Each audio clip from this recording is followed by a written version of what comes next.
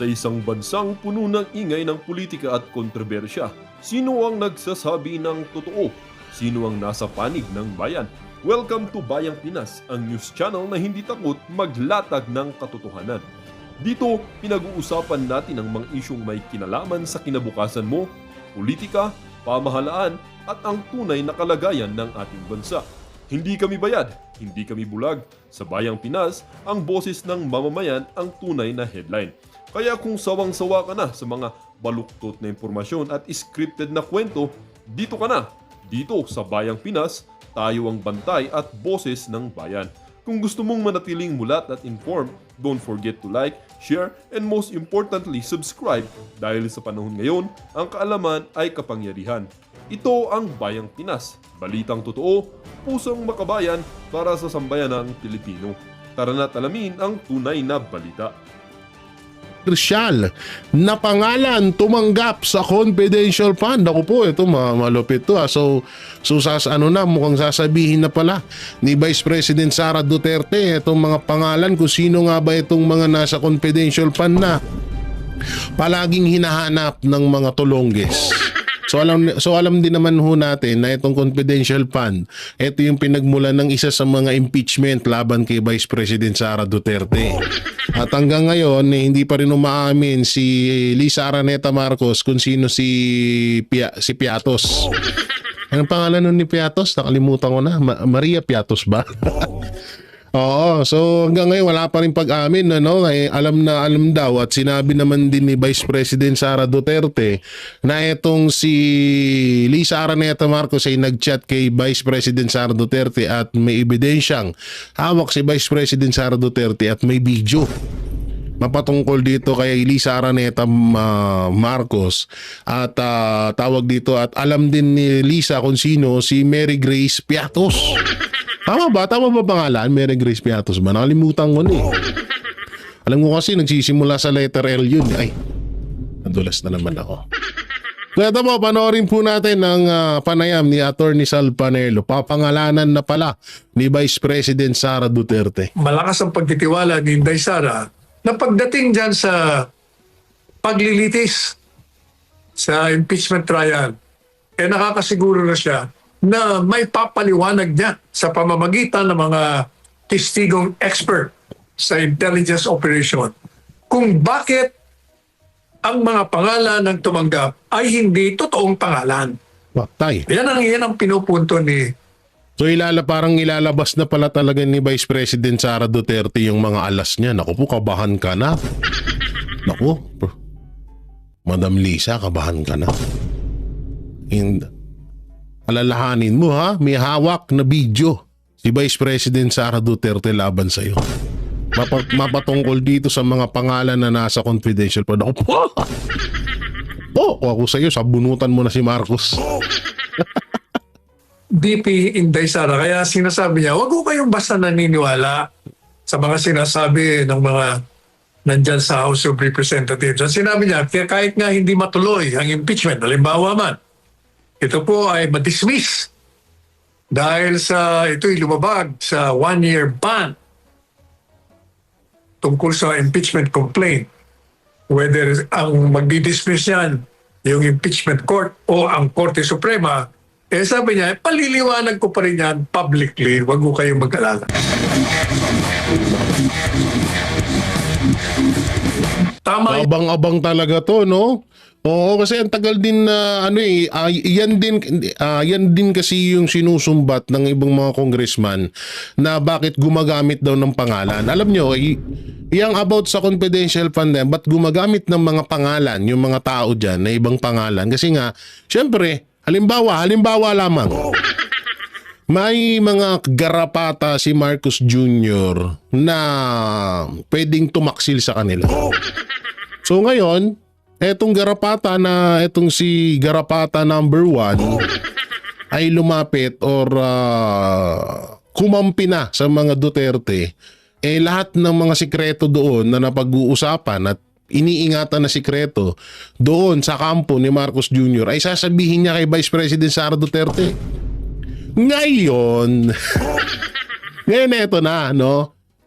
doon napapasok yun bakit gumamit ng ibang pangalan etong ano na to, etong tao na to. Syempre, puta na kahit hindi naman ako gagawin ko yun mamaya pagurgur ako niyan O halimbawa na lang sa mga sabihin na natin na makakaliwa or mga taong gustong sumira ng administrasyon. Yun, pwede rin mo maging ano yun, yung tao na magsasalaysay or magsasabi sa iyo ng sikreto ng mga halimbawa, yun, mga makakaliwa, bubombahin ka sa ganitong lugar. Oo, abangan ka dito. So, ganito yung mga transaksyon nila. Ganito, halimbawa sa droga, o ganito transaksyon nila, o dito sila pupunta, dito sila magbibigayan. So yung tao na yun, mag-iiba ng pangalan yun, syempre, hindi pwedeng pangalan niya mismo. Oo, kasi delikado buhay niya dun No, pero alam ko naman na lahat ng mga kumontra dyan sa mga Duterte, lalong-lalo na sa usapan ng confidential fund, alam nila yan. Kahit nga yung confidential fund ni Marcos Jr. na 4 billion, ganun din yan, may mga tao din dyan na may mga code name. Kalukuhan nila. Alam nila lahat yan. Paniwala kayo sa ang kinang yan. Yung sinasabi ni Inday Sara, hindi lahat ng napapakinggan po natin diyan sa Kamara de Representante, lalo na doon sa Quadcom, mga taga-usig, nako, ay paniniwalaan nyo kagad. Tama. Natural lamang na palaging ang pahayag ng mga yan ay pakontra at pinapakita nila ang pagka-guilty ni VP Inday Sara. Saka wala naman din sinasabi, kahit kaming mga vlogger, wala kami hong sinasabi na oy, wag niyong pakinggan sila, fake news. Oy, wag niyo silang pakinggan, wag niyo silang panoorin, wala kayong mapapala. Mas maganda pa rin na pakinggan niyo pa rin sila. No, kasi mahirap din kami, lalo ako, hindi ako nangongontrol. Ayoko mangontrol na, oy, wag mong panoorin sa ganyan. Mas maganda pakinggan nyo pa rin. Ngayon, doon nyo pagkalkulahin kung ano ba talaga yung kung sino ba talaga nagsasabi ng katotohanan. Ang mindset kasi ng ibang Pilipino, halimbawa, balik tayo sa unang issue. Si Vice President Sara Duterte, di umano, may lalaki daw. Etong si Marites naman, napanood lang dun sa kapwa niya Marites, na vlogger, na pinabiling suka ng asawa niya, tapos naging vlogger na. Naniwala agad. O katulad nun, yung issue kay Maharlika, tsaka sino yung si Jazz ba yun? Sinabi ni Maharlika na, Alputera.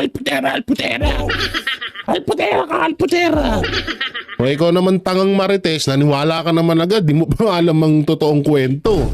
Maganda kasi talagang alamin ang totoong kwento at pagdugtong-dugtungin. Kasi kung iisipin nyo maigi, bakit may confidential fund si Vice President Sara Duterte na tinutuligsa ng mga congressman? Pero bakit yung mga confidential fund ng DOJ, DILG, Speaker, lalong-lalo na sa Office of the President, hindi nila sinisilip? Bakit ganun? Diba? Doon pa lang napakalinaw na talagang ginagawa lang nila to para pabagsakin ng mga Duterte. Lalong-lalo na pagdating doon sa pinupukpok nila yung confidential funds. Ayan na. Yung mga fictitious ang tumanggap. Parang pinalalabas nila na walang tumanggap ng pera kung hindi si Inday Sara lang ang kumuha. Matagal na natin nung pinaliwanag yan na yung mga fictitious names kasama yan sa SOP ng release ng confidential funds. Kasi paulit-ulit na nating sinasabi na yung confidential funds ay nireserba yan para gamitin sa mga operasyon, kampanya, mga hakbangin laban saan? Sa mga kalaban ng Estado. Those confidential funds have been reserved against the enemies of the state. Yan ang linaw na nung sinabi ni Attorney Salpanelo kung saan ginagamit ang confidential fund. Kaya nga mahigpit kaya nga nakakatanga lang na bakit kailangan yung itanong yung confidential fund. Kaya nga confidential fund ang pangalan nun kasi bawal mo talaga din malaman yun. Confidential nga ni. 'Di ba? So ganun eh. Pero bakit hindi maintindihan ng mga Tolongges o talagang hindi nila iniintindi kasi may balak talaga sila para pabagsakin ng mga Duterte, lalong-lalo na si Vice President Sara Duterte. Ganun pala. O yan sinabi na mismo, hindi sa akin nang galing. Kaya Atty. Salpanelo kung saan ginagamit ang confidential fund na yan. Ngayon, ganito yan. Pagbalik ta rin natin. Gawin naman natin kay Marcos Jr. yung ginagawa kay Vice President Sara Duterte. O tignan nyo. Tignan nyo kung anong sasabihin nila. Sasabihin nila, ay hindi pwede, confidential fund nga eh. Pustahan tayo. Hindi nila yan masasagot bakit may confidential fund at saan ginagamit ni Marcos Jr. yung confidential fund niya. Samantalang napakalaki nun, 4 billion yun. Magkano lang ba confidential fund ni Vice President Sara Duterte? 125 million lamang. Di hamak na kulangot lang. Diba? Kaya nga kung pagbabalik ta rin nyo, baka mga mote din at hindi rin talaga din masasagot ng Office of the President kung saan ginagamit yung confidential fund. Pero ako nakakasure ako kung saan ginagamit ang confidential fund ng Office of the President. Gusto nyo ba malaman? Super thanks muna. Sorry. Mag-join ka muna sa join button ko. Yan. Nakapag-join ka na ba? Hindi ko nakita. I-click mo yung bell. Ganon ha. Saan ginagamit ang confidential fund ng Office of the President? Walang iba kundi sa mga Duterte ngayon.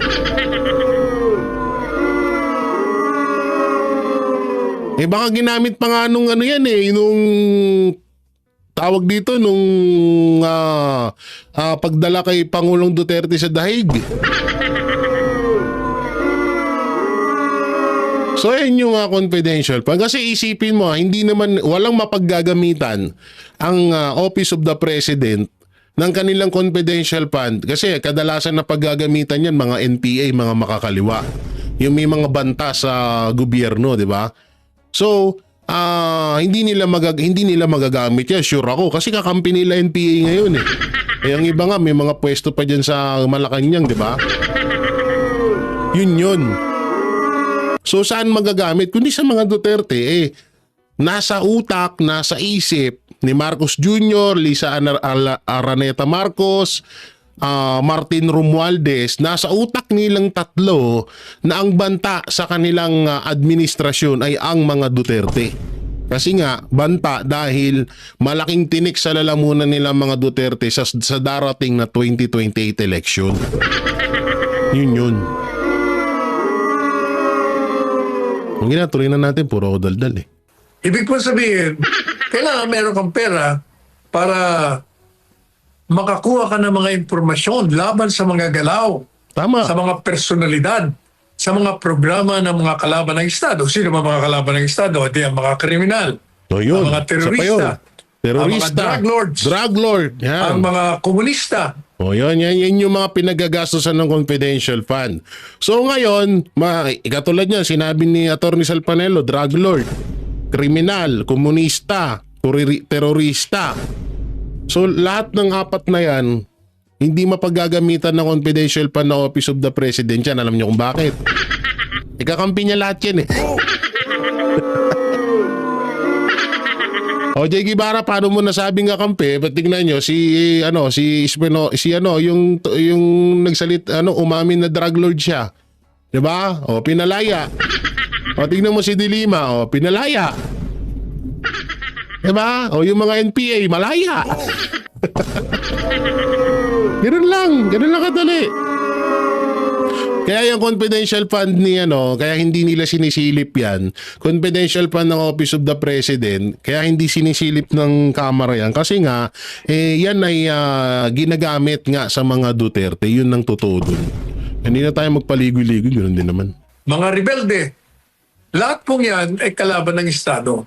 At makukuha mo lamang ang impormasyon na sensitibo sa mga ginagawa nila Dahil din sa confidential fund. gagalaw ang gobyerno sa pamamagitan ng pondo. Yun. Bibilihin mo ang impormasyon. Saan magagaling ang impormasyon?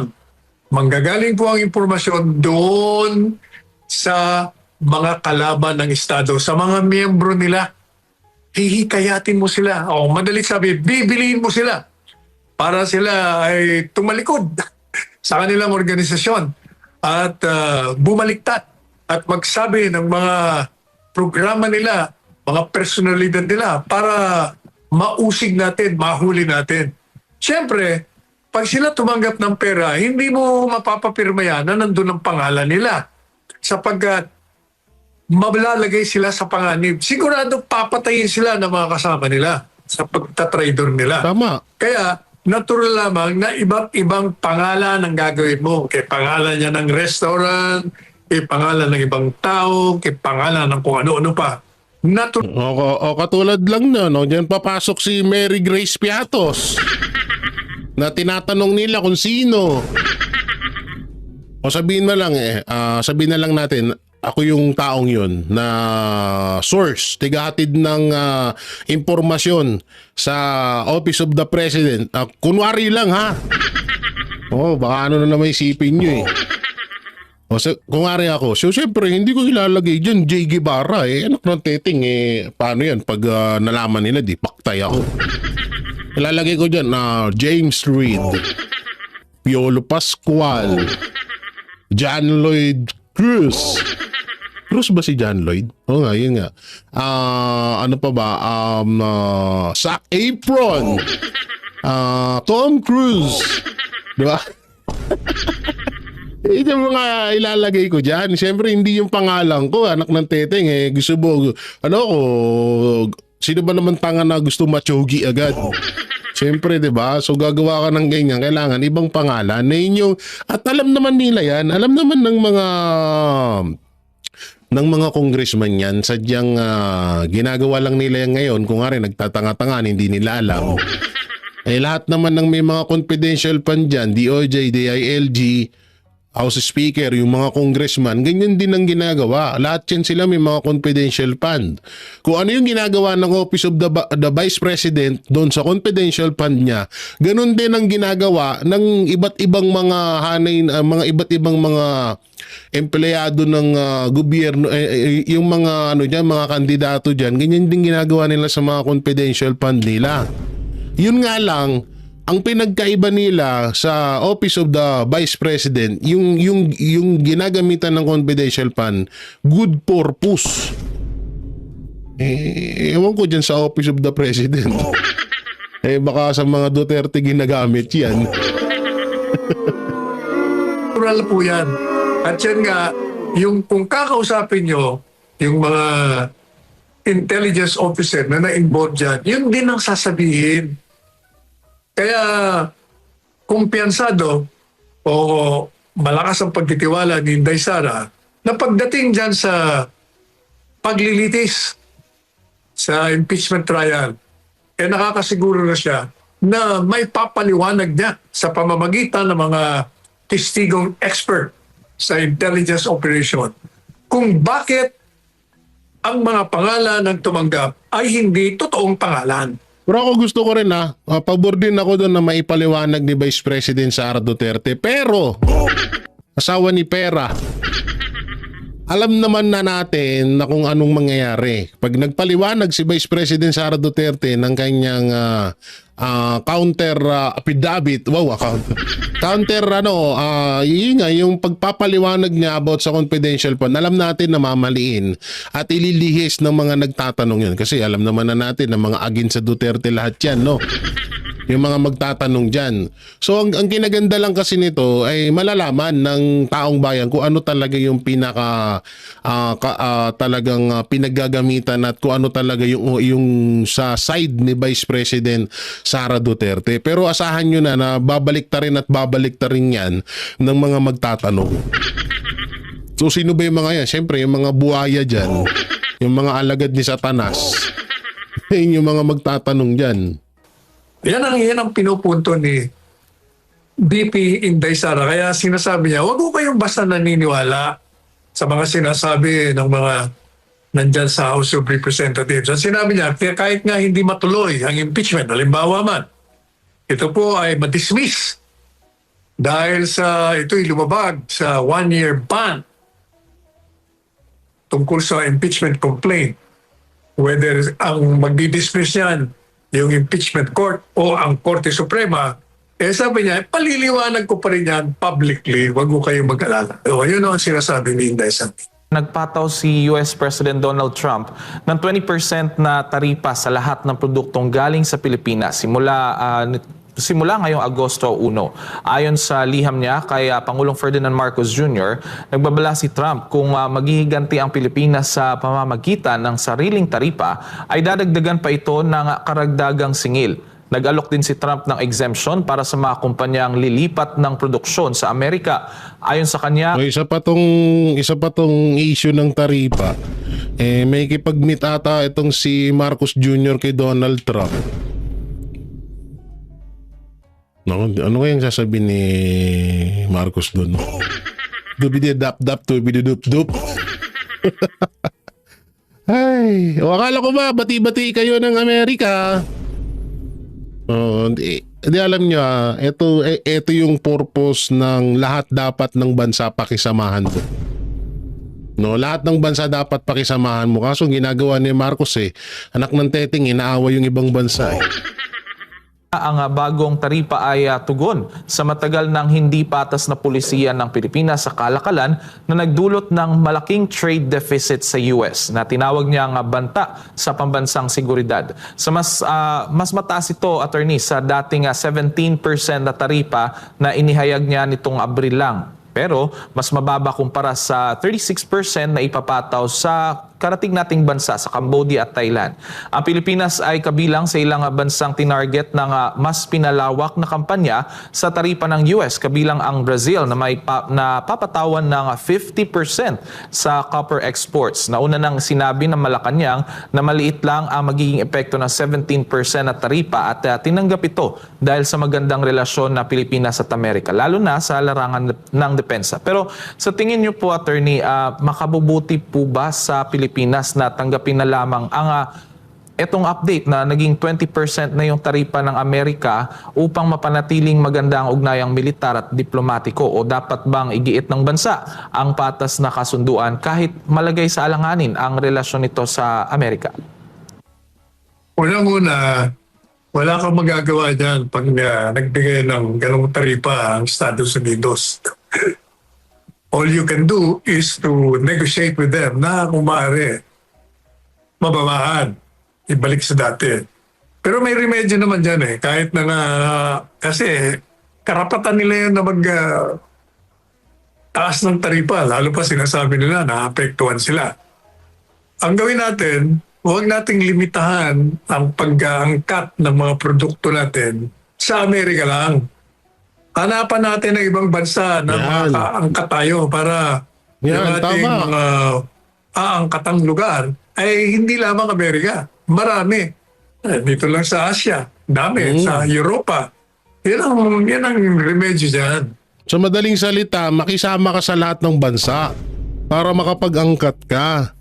Kaso kung kasing tulonggis mo si Marcos, na ultimong isa sa pwede niya pakinabangan sana ang China, inaaway niya pa. At yung iba pang bansa. Diba? Hindi totoo. Kasi nung panahon ni Pangulong Duterte, lahat ng bansa pinakisamahan niya. Tsaka talagang may respeto sa kanya ang iba't ibang mga pinuno ng mga bansa dyan dito sa mundo natin. No, so ang ginagawa kasi ni Pangulong Duterte, yung tapang niya isinasantabi niya muna. Tapos yung katalinuhan niya ang kanyang ginagamit. So mautak si Duterte, pinakisamahan niya lahat. So wala siyang problema sa mga ganitong usapin, sa mga taripa, 'di ba? At ngayon lang to naging 20% ang taripa ng Amerika sa Pilipinas. Sa produktong Pilipino, 'di ba? Oo, pero nung panahon na kung matatanda ko nasa 10 or 12%, hindi ko masyadong tanda, pero hindi ganito kataas. No, so kailangan mo kasi kung halimbawa, ayan, US, tumaas yung taripa nila, dito ka bumawi sa isang bansa na pwede mong ipang tabon dito sa malaking taripa ng USA, di ba?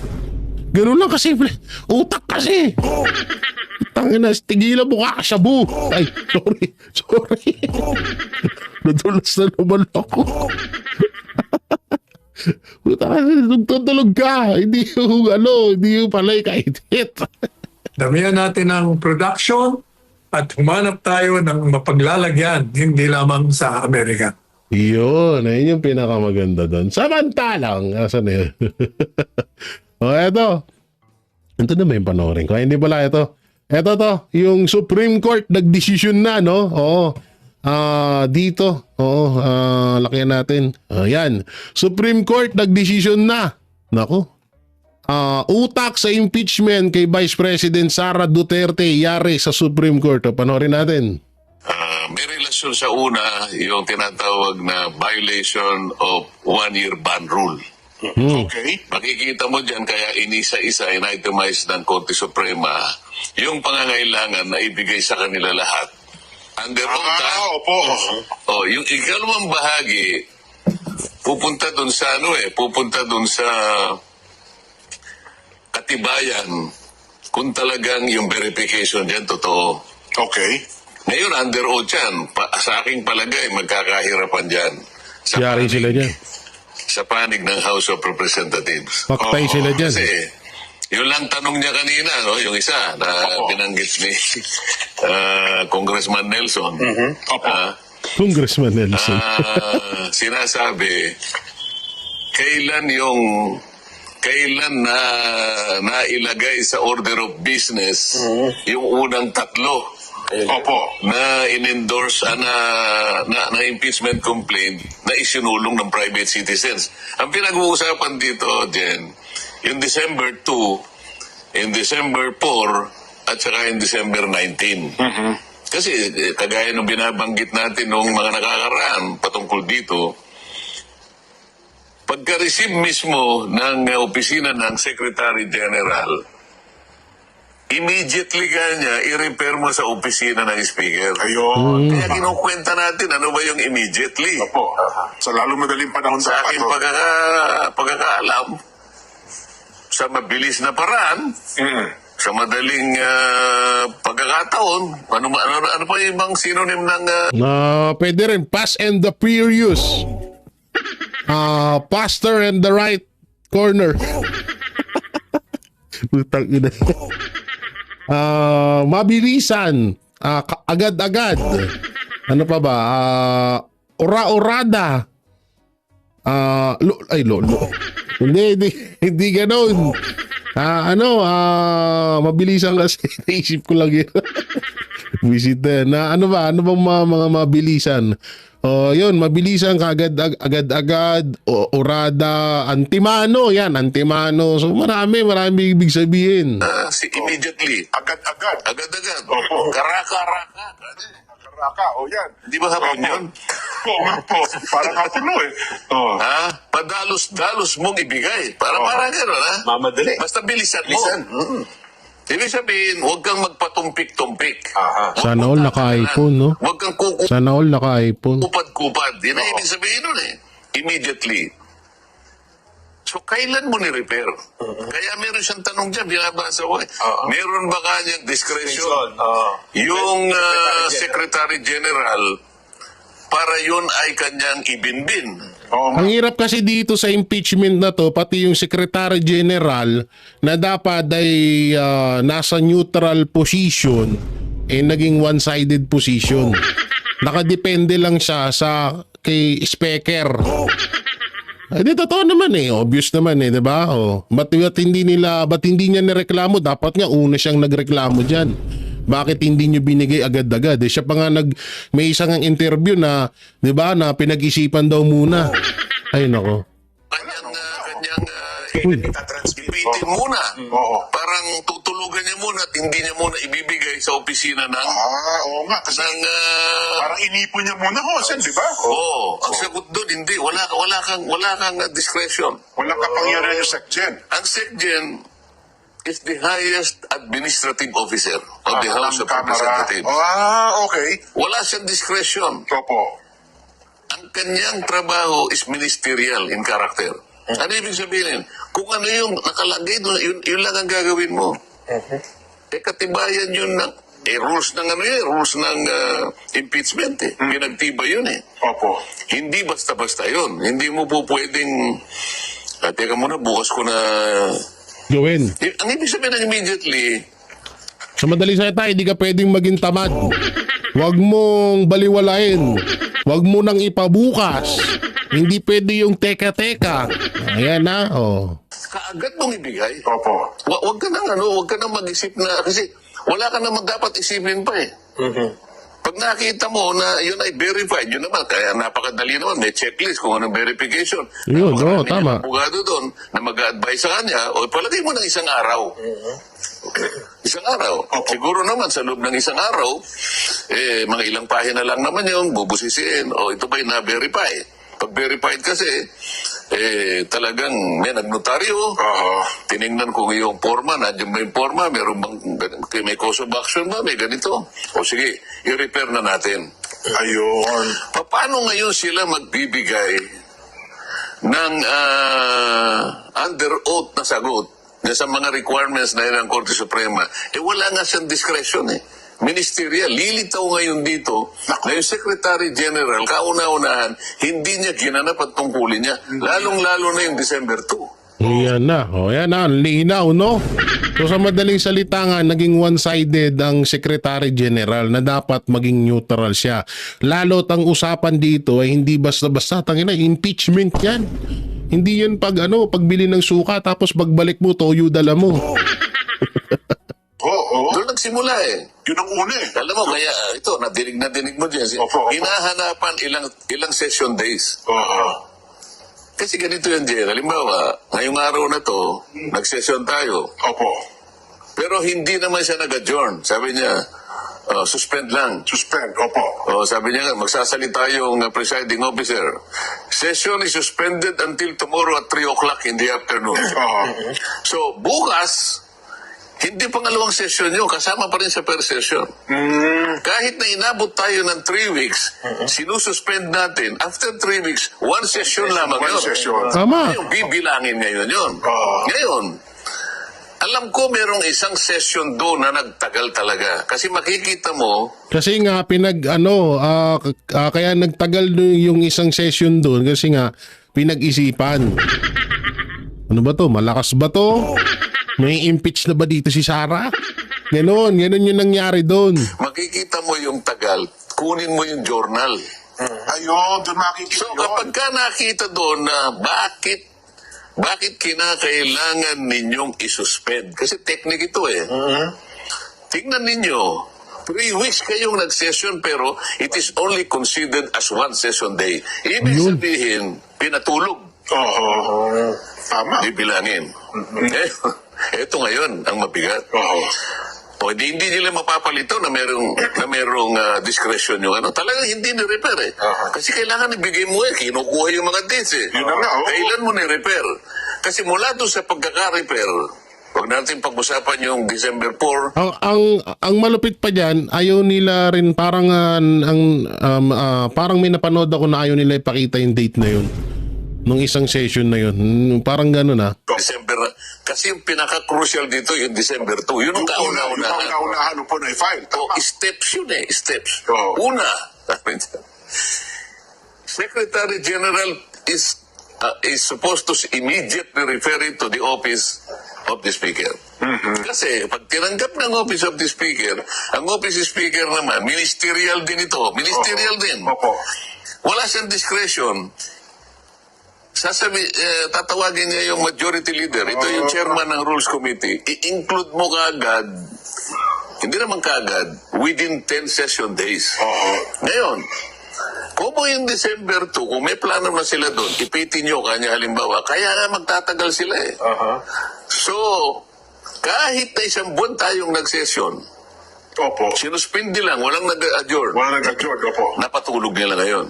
Yun ang dahilan kung bakit hindi na-aktuan in December 2, December 4, and December 19. Hinintay nila yung February 8, February 5. February 5, yes po. Oo. Mag-adjourn na kami ng February 5. Yun yung Doon pang-apat dali-dali nilang Nila ngayon, sa Senado. hinahanapan dito sa order ng Korte Suprema.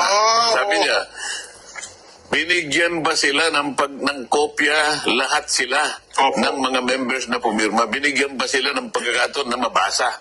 Binigyan ba sila ng mga material Yan ang maano diyan, yan ang mahirap diyan. Talagang diyan lumilitaw na lahat ng mga pumirma sa impeachment ay hindi alam kung ano ba talaga yung nilalaman ng impeachment na yun. So ibig sabihin, dito rin natin napatunayan na yung about doon sa 150 million kada isa sa pipirma ay talagang legit. Kasi una-una ikaw ba naman pangalan mo nakasalalay diyan. Pipirma ka nang hindi mo man lang alam kung ano yung pinipirmahan mo. Pipirma ka nang hindi mo alam kung deserve ba nung tao yung pipirmahan mo na pipirma ka sa impeachment nun. Ay, naku talaga. Keep ng every article of impeachment nakalagay dyan. Whether it was a company. Magkakaalaman na dito eh. Oo. Kaya ang dami daw pumirma doon, hindi nakita yung unang Oo. pahina. First, Ano sabi niya? Opo. Within 10 inextendable period. Oo. Sa Makati, anong date ngayon, Nelson? Yan ang linaw-linaw nun, no? Ang linaw ho nun, kaya talagang etong mga to talagang dapat ay aksyonan na po talaga to ng Supreme Court. Kasi hindi na biro talagang obvious na ho talaga na talagang hindi nila pinag-isipan, hindi nila una-una lumabag na sila sa batas na dapat immediately o kaagad-agad ay iano na nila yan, ipasok na nila yan ipasa na dapat yan sa speaker. Kaso ang ginawa siguro dyan malamang kaya na ba natin ma-impeach si Sara nito? Tapos yung isang nakabasa, hindi mahina yan, iba pa. Tapos nagkaroon na naman ng isang session. Okay na ba to? Pagtingin naman ng isa, ay hindi, mahina, iba. Hanggang sa nakaapat sila, yung pang-apat ay yung ginora. Oh, yan, malakas yan, idalhin mo na yan dun. Kaso hindi tanga ang mga senador, ayun, nabisto sila ngayon. Kaya ngayon galit na galit sila sa mga senador. Sabi ang puta na, bakit akala namin impeach na, yung pala, hindi pa rin pala. Nawala tuloy yung kaligayahan ni Franz Castro, na pinsan ni Claire Castro, na lola ni